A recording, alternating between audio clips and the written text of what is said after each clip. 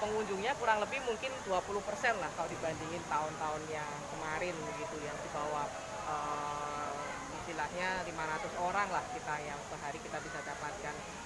Tapi di sisi lain intinya kita juga menjaga ya ketentuan pemerintah dengan protokol kesehatan yang sekarang berlaku, di mana kita memang harus tidak terlalu ramai begitu ya. Jadi di sisi lain kita bersyukur masih bisa buka, tapi memang pengunjungnya tidak sebanyak biasanya.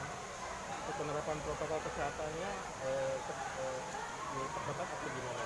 Gimana? Untuk protokol kesehatannya seperti apa?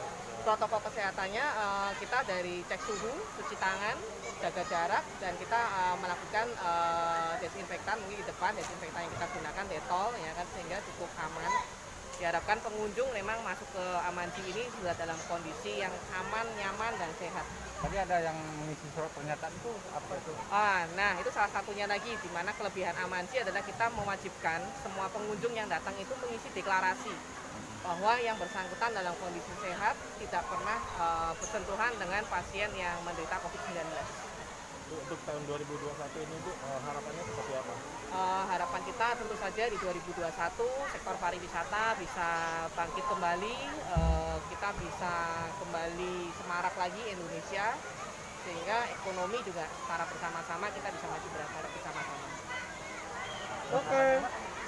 Wahana tambahan mana di tahun 2021 kita rencananya akan membuka area outbound.